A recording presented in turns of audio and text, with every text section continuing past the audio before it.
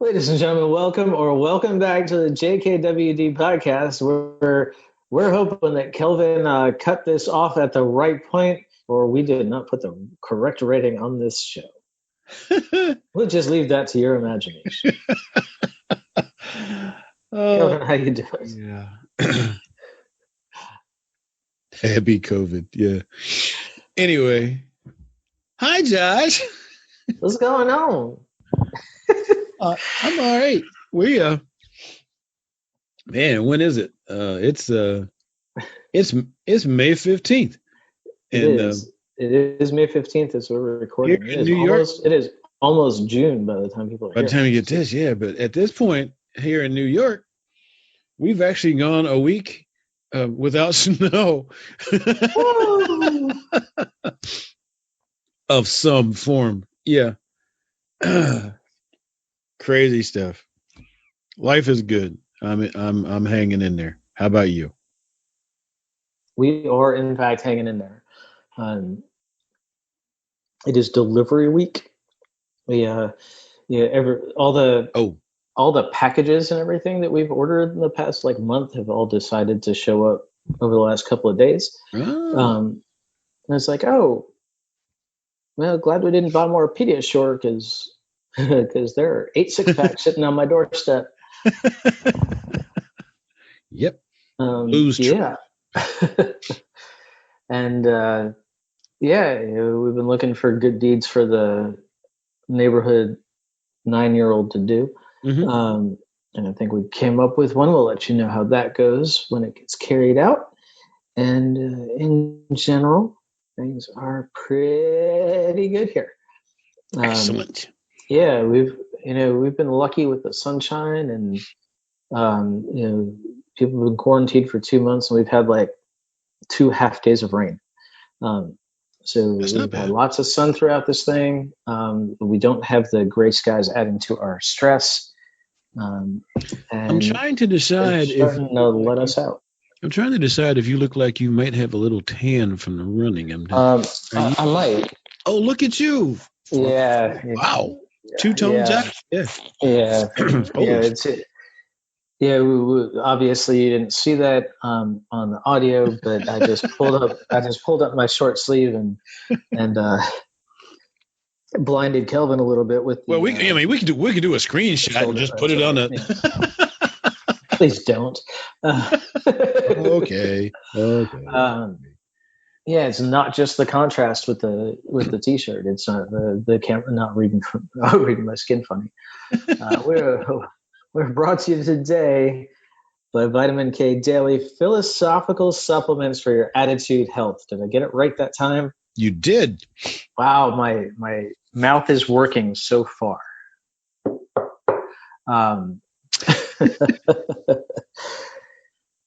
Yes, sir. Wake up every morning, Monday through Friday, with a note of support for your day. Just a little kick in the pants, a little happy kick in the pants. This is not sometimes a hug. Yeah, this is not a get yourself moving kick in the pants. This is a hey, awesome kick in the pants. I'm not sure that's quite the accent I'm going for, but hey. That was decidedly Southern, though, right? That's right. Anyway, we get 4 weeks free. Go to vitaminkdaily.com. Sign up. It's your 4 weeks free. After that, Kelvin will leave you alone if you hit unsubscribe. But if you don't hit unsubscribe, it's just 9.5 cents a day. It's like you can get more than a dime. I don't even know what I was going for there. I'm just waiting to see where that goes. Yeah. You can't even buy a dime for 9.5 cents a day, but you can. That's right. Yeah. That's where it was going. You can't even buy a dime for 9.5 cents, but you can get your Vitamin K Daily for 9.5 cents a day. That's right. So go there right now, vitaminkdaily.com. Get some. We're also brought to you by our friends at Kettle on Fire. If you want 10% off some fantastic bone broth to kickstart your morning, always nice on a summer day. to have something a little different. Still warm if you want it to be, still iced if you want it to be, but always organic, grass-fed animals paired up with some organic veggies and herbs to make it taste even more delicious. Go to kettleandfire.com. That's KETTLEANDFIRE.com. When you check out, use code BetterHumanhood. There goes my mouth not working. Get 10% off. You've been. I made it through one read. There you go. Made it through one read. Yeah. Oh, play the music.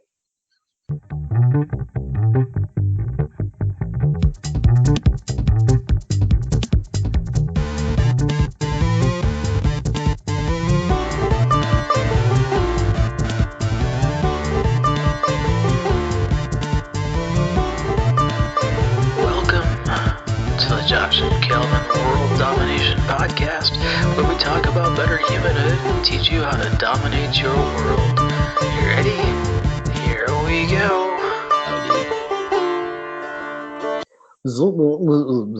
Now that my tongue's untied. It's all right. All right. So I thought we might do something a little fun and step out of our usual box here. Get out. Really? I heard the other night about this list of what we might consider strange German emotion. Mm-hmm. And so I went looking and I found this list at a place called Fluent U. There's 18 weird German words you won't believe exist. And we're not going to go through all 18 because some of these we use, like earworm. But I thought we might read some of these, and we'll stick a link. We won't just read this and claim it as ours. Stick a link in the show notes over at jkwdpodcast.com. Uh-huh. But again, it's at Fluent U if you want to go look it up now without looking at your show notes. And not that you can't just go to the details in the podcast on your phone right now. See this, but take out a step. I'm going to let you pronounce these. Oh, you think I'm going to pronounce these? That's funny. I'm going to pronounce these like I would in English. How's that? And then we can let people be mad at me. For my very U.S.-centric, privileged view of the world, just remember that English is a Germanic language. So, English sounded a lot different before 1066 than it does now. We'll just put it that way. I see. That's good. So I'm going to take a big gulp of water, and that sounded very loud to me, so hopefully it didn't come through the microphone too much. That one was much more quiet. Starting to be a weird day. Starting? Fernweh. Distance pain. Maybe that's Fernweh. Distance pain. Describes the feeling of wanting to be somewhere else. Kind of like reverse homesickness. Oh. So I bet a lot of people are feeling this right now. Actually, this is an interesting place to start. But it's Heimweh in German. Well, it says homesickness is Heimweh in German. Oh. But the Fernweh, so like Fernweh is the opposite of Heimweh. Get me out of here. Yeah. We're all feel like I'm glad they have a word for this. We call it cabin fever, right? Yeah. Or sometimes we call it COVIDitis.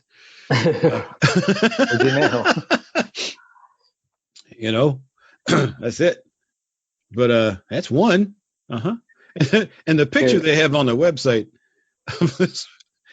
in the ad underneath that word. Well, actually, I think that's for the one below it. But that look on her face is just crazy. So, like, here's a good word though. I like this. I'll Kummerspeck, and it translates literally into grief bacon. I like my bacon when I'm happy, to be perfectly honest with you. Well, actually, this is another good word for right now. When a relationship ends or during other times of sadness, anger, or worry, it's common to put on a few pounds of Kummerspeck. Emotional overeating, if you will. Oh, that just added a whole. That's the one. Oh, yeah. That's yeah. They'd have to see the pictures. All right, I'm gonna try one. Oh, innerer Schweinhund. How they do? I think you did fine. I think you can almost tell what the English translation is by listening to it. Innerer Schweinhund. Yeah. Inner pig dog. Yeah, so swinehound, right? Oh God. Oh, I'm trying to be authentic with my how am I possibly authentic with pronunciation of this stuff? What does that mean when you're pronouncing words in German you've never heard of? However, can't get up in the morning to be on time for work. Too lazy to go to the gym. Homework remains undone until the last minute. Don't worry, it's not your fault. The blame lies with your inner pig dog.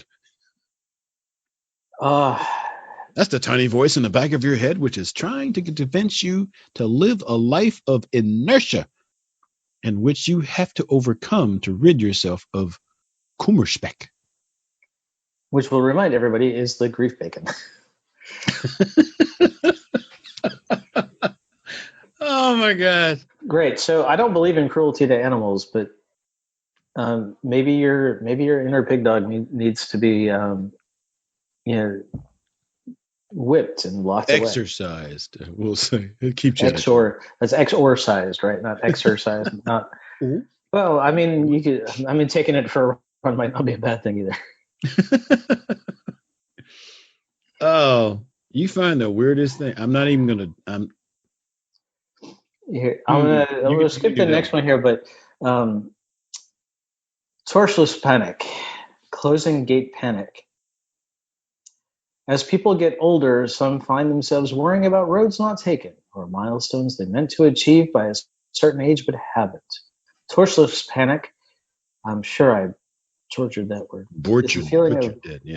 Is the feeling of urgency to accomplish them before some imaginary gate closes and it's all too late. It's mostly used for those who sense their biological clock is running out and feel the need to settle with a partner or have children immediately.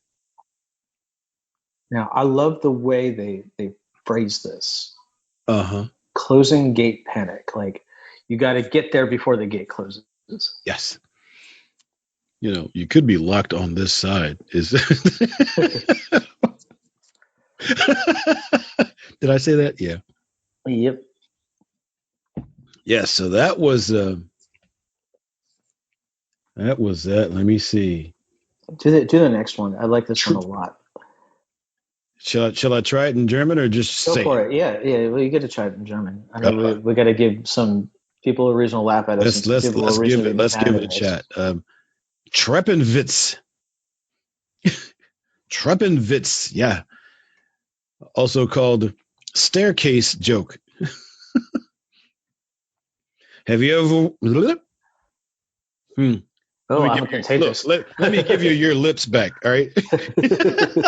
Have you ever noticed how when you have a chance to encounter an attractive person of the opposite sex or get into an argument with someone, the best jokes, lines, and comebacks always occur to you afterwards? That's called Treppenwitz. It's the joke that comes to your mind on the way down the stairs after talking to your neighbor in the hallway 2 floors up. I'm glad that there's a word for that. I'm really glad there's a word for that. I might even look up the actual pronunciation of that word and start using it. It may be an idea for a new podcast. That next one looks scary. Lebensmüde, or life tired. The word literally means being tired of life and was used to describe the dramatic and soul-crushing emotional agony of young romantic poets. Nowadays, Lebensschmude is also what you call your friends when they are attempting something especially stupid and possibly life-threatening. Most people in fail videos on YouTube suffer from latent Lebensschmudigkeit. Lebensschmudigkeit, yeah. Now, really, this is a good place to remind you to check out Hold My Beer on Twitter for some people who are suffering from this awful. Hold my beer and watch this. Now, the picture accompanying that particular word has to do with a guy who has his arm in the mouth of an alligator, or is that a crocodile? I forget. Oh, skinny. Yeah, an alligator up to his elbow. I think he may be suffering from Lebensschmud. Because he appears to be about to be a snack. Yep, or at least his arm is. Well, they got to have the appetizer before they get the main course, right? That's right. There you go. All right, what are you going to do with the next one?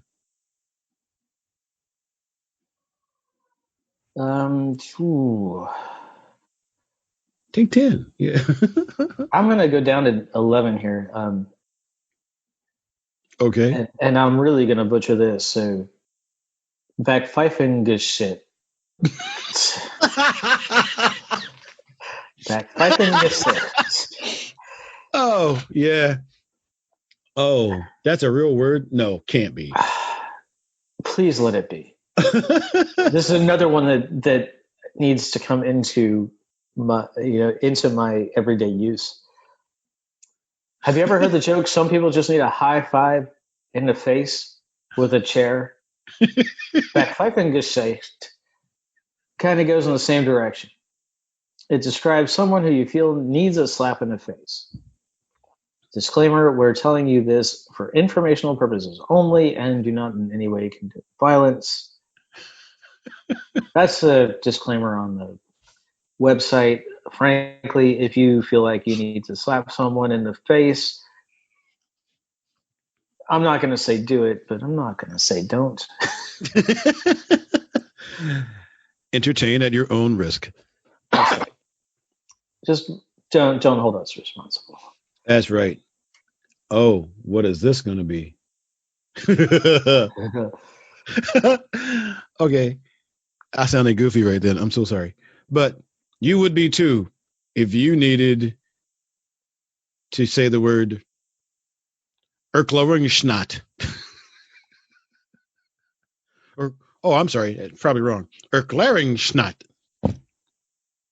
which means explanation poverty. I've never heard these before. Erklärungsschnat is a state shared by cheating spouses, lying politicians, and school children without their homework alike. It's what you find yourself in when put on the spot without sufficient explanation or excuse for something you have done or failed to do, most often used in the form of Erklärungsschnat, geraten, or I'm not even going to try that. In Erklärungsschnat sign, and this particular photo is a woman who is apparently looking at the lipstick on her boyfriend or husband's collar. Now, given that particular picture, I'm wondering why she was sucking on his collar instead of his neck. But hey, who am I to judge?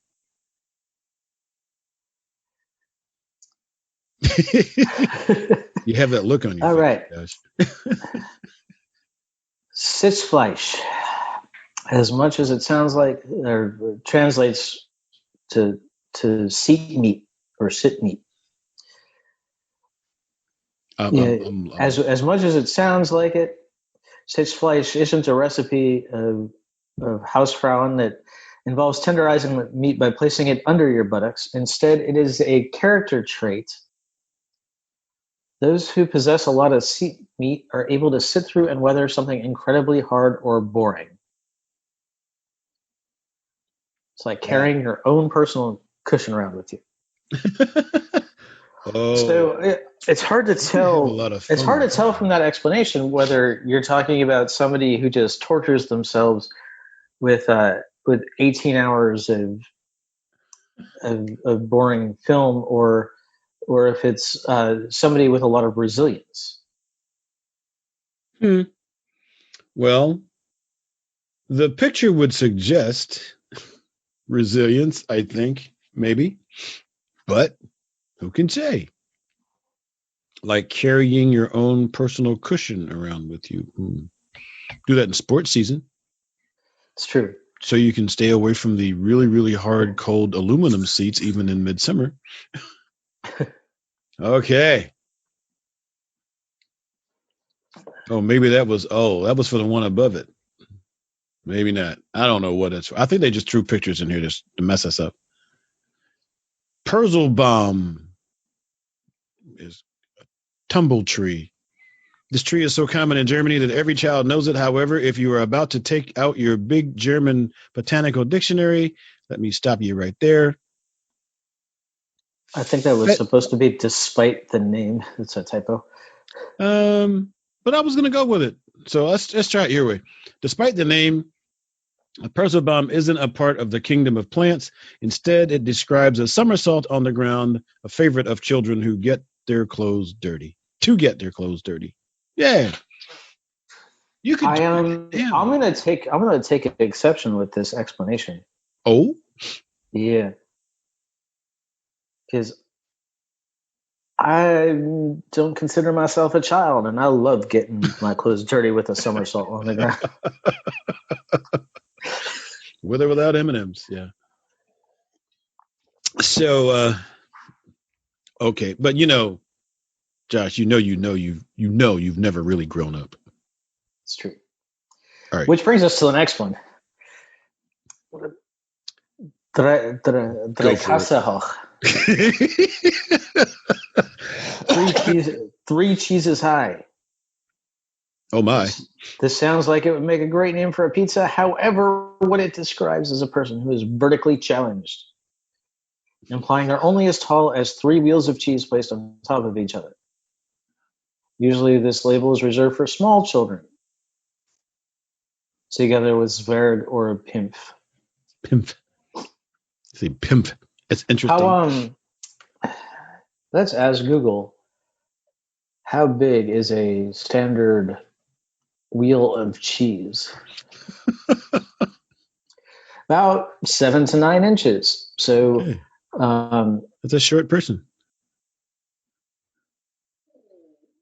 18 feet. Uh-huh. Well, yeah, 7 to 9 inches high, or 16 to 18 inches in diameter. So, I mean, I'm actually not much taller than if you lay them on their side so that you're seeing their diameter. I'm not much taller than 3 wheels, but does that mean they're short and fat, or depends on how you take that, Well, diameter, they're 7 to 9 inches high, and of course, we're trying to do this on this visual thing on a podcast, yeah. Yeah, so like 7 inches high is like the size of like your phone if you're standing it up. Mm-hmm. 16 to 18 inches in diameter would be about the size of like a tall water bottle. Mm-hmm. So, 18 inches by 3 is 54 inches. I'm 5'2". That's 62. So I'm like 3 wheels of Parmesan set on its side, on their sides, so that they're the diameter plus. Like if you build a snowman out of wheels of cheese, I'm like 3 levels with a hat. Yeah, that. Yeah, yeah. So have you been in the homebrew this morning? I've not been in the homebrew, although I did bottle it yesterday. I did bottle a chocolate milk stout. Oh, there you go. But it's only going to come in around 6.5%. It's not going to be that. Well, you're sitting there with that glass of vodka next to it. I mean, hey, you can. That's right. Anyway, let me see. Really do some damage. All right, here's it. Zungenbrecher. Zungenbrecher. Perfect. Did I do that? Okay. Which is a tongue breaker. While it sounds like a medieval torture instrument, the nature of the Zungenbrecher is much less gruesome. It is the German equivalent of tongue twister, a phrase that's very hard to pronounce, even for native speakers, due to its sequence of letters. A very common one in German is Blackrod. I'm sorry. Oh, no. They did that in a line. Blackrod, Blight, Blackrod, Blagglide. Forget it. Just read the thing.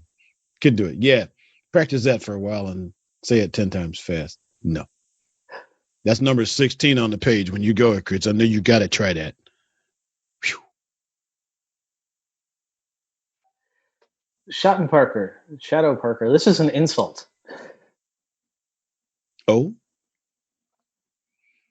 It's part of a series of insults from men which accuse them of unmanly behavior. In this case, someone who parks their car in the shade to avoid the interior of the car heating up. Oh. These kinds of derogatory terms are something of a meme some years back, and whole lists of them exist on the internet. We'll have to find some of those. Uh-huh. Alternatives include warm doucher, someone who showers with warm water. Because apparently, guilty as hell. Yeah, same. Sitzpinkler, a man who urinates while sitting down. No comment. Or Turnbeutelvergesser, someone who used to forget their gym bag in cardio class. Okay. I don't know.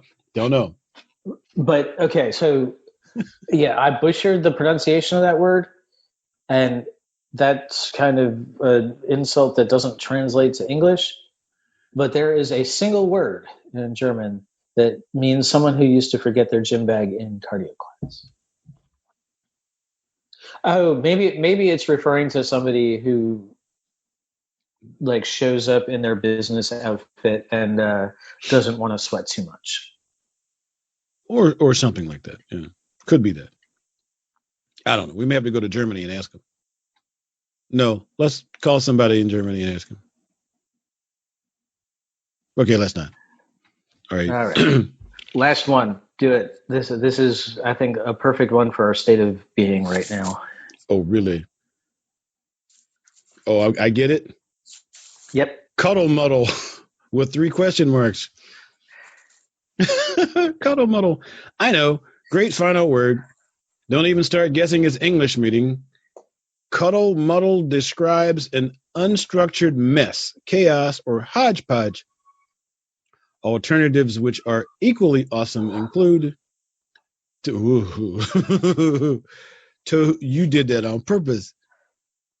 Tohu wabohu, war, mishmash. Okay, that one's not bad.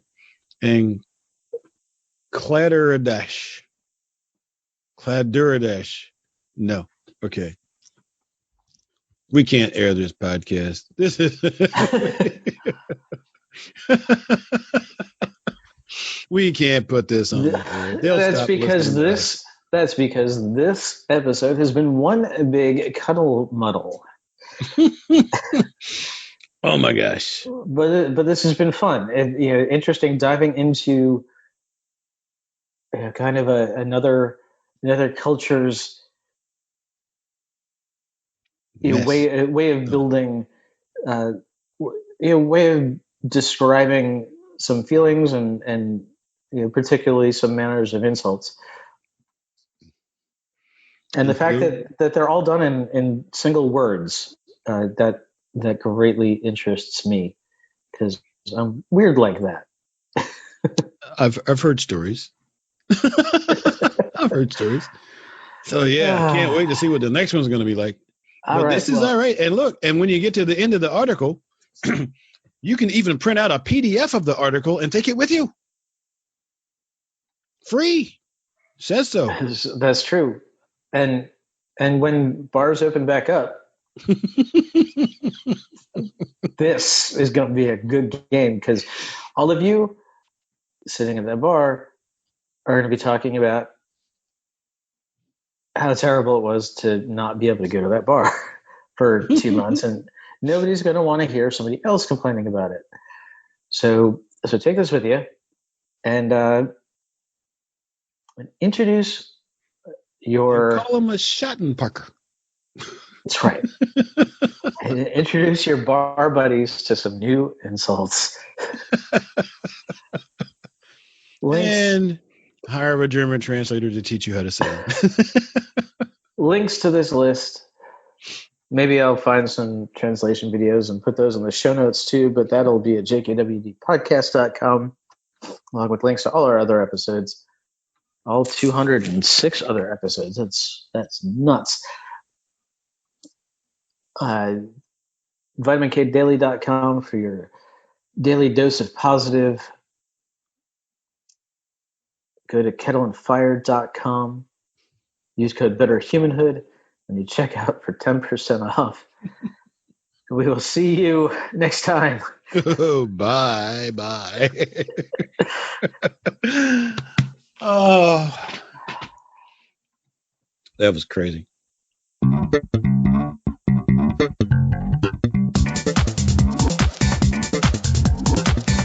Hey, thanks for listening. Show notes and more at jkwdpodcast.com. Don't forget to subscribe, leave a review, and share with your friends, and we will see you next week. Bye.